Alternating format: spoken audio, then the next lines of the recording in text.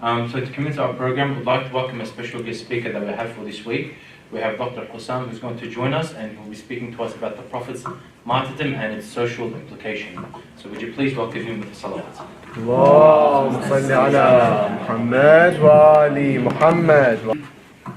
بسم الله الرحمن الرحيم والصلاة والسلام على محمد وآله الطيبين الطاهرين. اللهم صل على محمد وآل محمد. So to start with, I would say thank you very much for all guys who invited me today to present a talk about Prophet Muhammad sallallahu alaihi wasallam. And before that, I should present myself to those who, they don't know who am I. I'm Hassan al-Anbari. Actually, I'm a doctor. I'm not a specialist in history or religion sciences. But I would like to just to share this occasion with you. So today I would like to talk about Prophet Muhammad sallallahu alaihi wasallam, and the title that I chose for that is What to Remember from this occasion. The occasion that we came today is the death or the martyrdom, up to you, or the farewell of the Prophet Muhammad sallallahu alaihi wasallam. So this occasion, when we come here, when we celebrate an occasion, we should have some lessons from that, or we should stand and think about it, and we might get something to remember, I would say. So in a way that's not very traditional way, just to remember he died because of that or this, or how he died, whatever. That's good, that's very important, I would say. But we try to focus on some issues which might be really helpful for us. So it came like a few points in my mind, up to 5 points today, inshallah, if I can do that. So number one, I'll speak a little bit in Arabic and English. So just a little bit in Arabic. النقطة الأولى أن وفاته صلى الله عليه وآله هي شهادة أن البقاء هو لله وحده.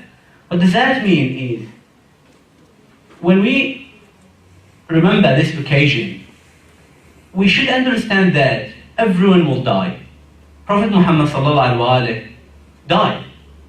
You might tell me, look, this is quite silly from you. We know that. We know everyone will die. This is not a new. You are saying something all of us we know. I know you know that all of us will die. If I ask anyone in the street, do you think everyone will die? I think the answer will say yes. But knowing things does not mean you believe in it. It's different. So you will ask me again, so what do you mean by I have believed in death? If you believe in death, you prepare for the death. So is there any preparation for the death? Yeah, the answer yes, there is a preparation for that.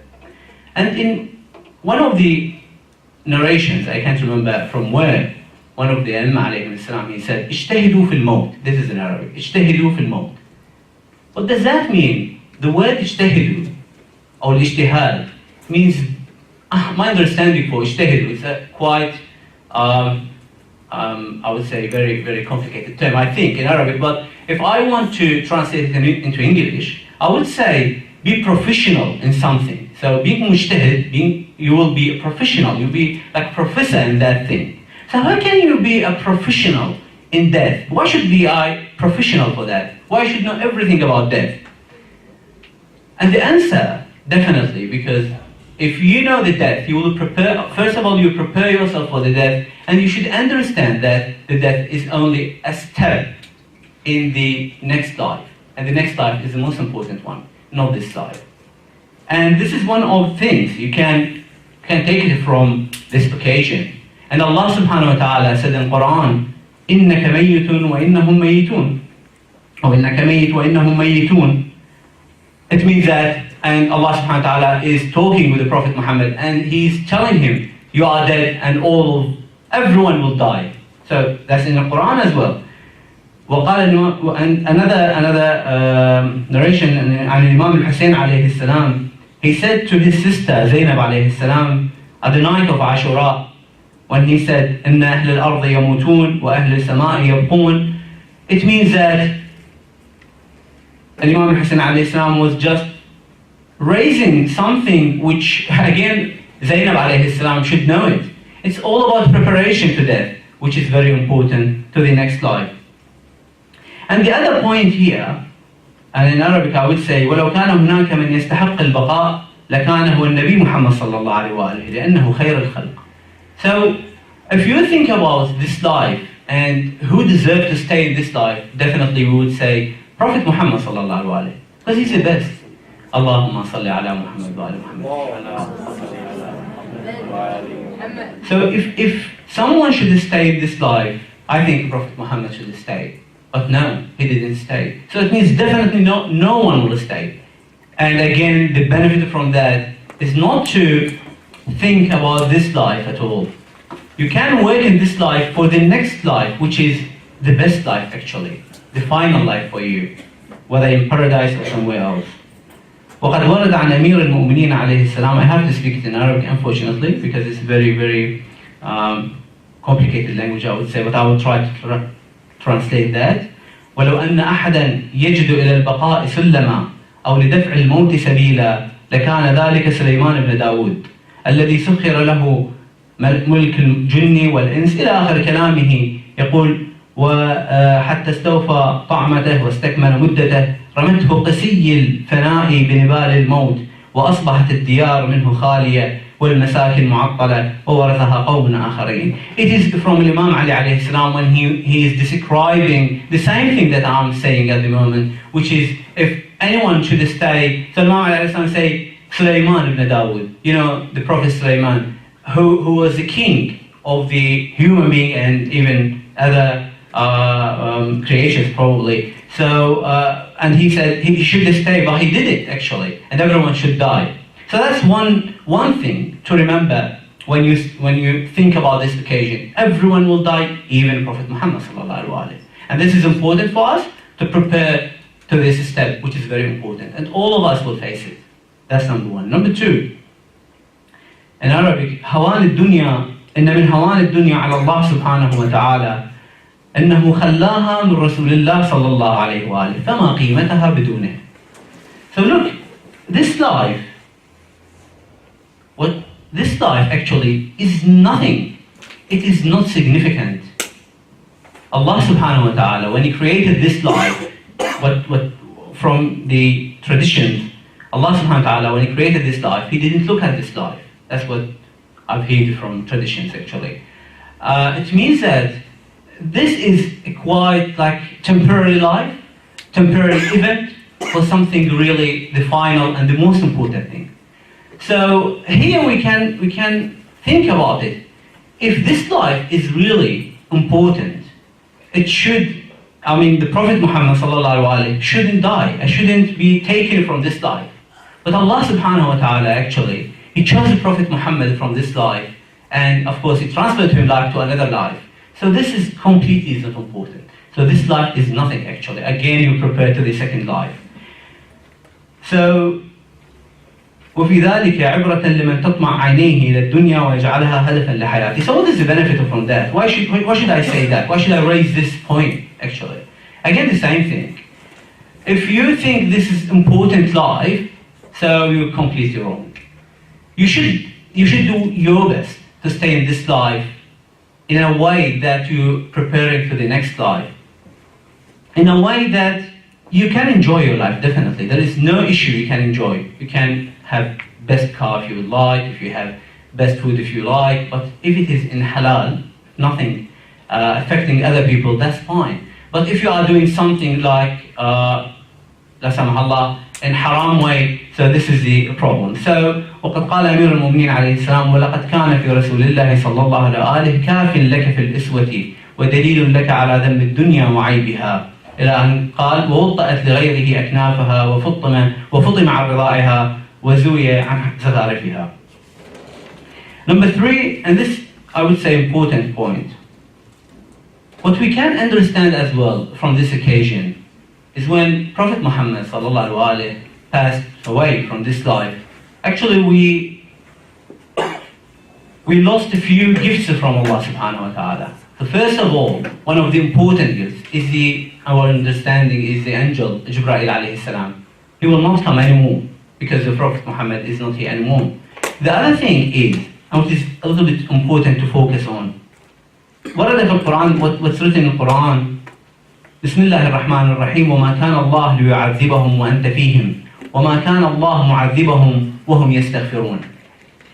This ayah stating that as far Prophet Muhammad sallallahu alaihi wasallam is physically present, there is no adab. Adab, my understanding to adab, if I want to translate it into English, global punishment. It's not only punishment, it's a big punishment to people. What we understand from Quran, other nations, like with other prophets, like Lut alayhi salam, or Hud alayhi salam, there are global punishment happened to people. But that never happened to Muslims. And the reason, because of the physical presence of Prophet Muhammad sallallahu alaihi wasallam. So that's great, really. So when we lost Prophet Muhammad sallallahu alaihi wasallam, does that mean we're going to get this big punishment, a global punishment? I'll tell you. ومع ذلك فقد ورد في الحديث عن الفريقين أن رسول الله صلى الله عليه وآله قال, and I will translate it into English إن شاء الله. أنزل الله علي أمانتين لأمتي وما كان الله ليعذبهم وأنت فيهم وما كان الله معذبهم وهم يستغفرون فإذا مضيت تركت فيكم الاستغفار إلى يوم القيامة. So this is one. The other one which is very important. I will translate both. ومع ذلك ورد عن الإمام الباقر عليه السلام قوله إنه قال رسول الله صلى الله عليه وآله مقامي بين أظهركم خير لكم فإن الله يقول وما كان الله ليعذبهم وأنت فيهم ومفارقتي إياكم خير لكم. So let me tell you what's that. So Prophet Muhammad sallallahu alaihi wasallam said, as far I am with you physically, so that's the best for you. No more punishment you're gonna get. Never. No global punishment. Adab. Alright? So that is a big gift from Allah subhanahu wa ta'ala. At the same time, Prophet Muhammad sallallahu alaihi wasallam, he said, if I pass away, if I die, still, this is the best for you. So people got confused. What are they saying? What are they doing? How come that both of them are best for us? You are here with us, that's good. If you leave us, that's good as well. What Prophet Muhammad sallallahu alaihi wasallam said, look, if I pass away, what happens is, your a'mal, what you've done in your life, I say a'mal, I don't know how I can translate it in English, but a'mal is what you will do in your life. What was it? Deeds. Okay? So your deeds, I will look at it. Yeah, Prophet Muhammad is dead, but there is, in one way or another, he can look at our a'mal, our deeds. What is good from it, I will thank God for that. What is bad, I will pray for Allah subhanahu wa ta'ala to forgive you. So in both situations, I am the best for you. In my understanding, really, I don't have full history of other nations, but I've never heard of that. I mean, if you look at other prophets, actually, they might have the same thing. I don't know, really don't know. But I doubt that, really. It's quite specific to Prophet Muhammad sallallahu alaihi wasallam. It is Allahumma salli ala Muhammad. I call it unbelievable. It's really unbelievable. So this man was really great. When he was with us, it's mercy for us. When he left us, still he's merciful for us. Okay, so this is number 3. And this is number 3. So number 4 and number 5 are quite similar. And I beg your pardon if I go into these issues. I'm not racist in any way at all, because probably I'm Shia or whatever. I don't care about that. I'm really, when I'm raising these 2 issues, because this is a reality. If you look at it, it is a reality. Number 4, I will say it in Arabic and then in English. انفتاح باب الظلم والعدوان على آل البيت عليهم السلام بعد وفاة الرسول صلى الله عليه وآله وقال صلى الله عليه وآله أنتم المستضعفون بعدي وحصل ما حصل على أئمة أهل البيت عليهم السلام.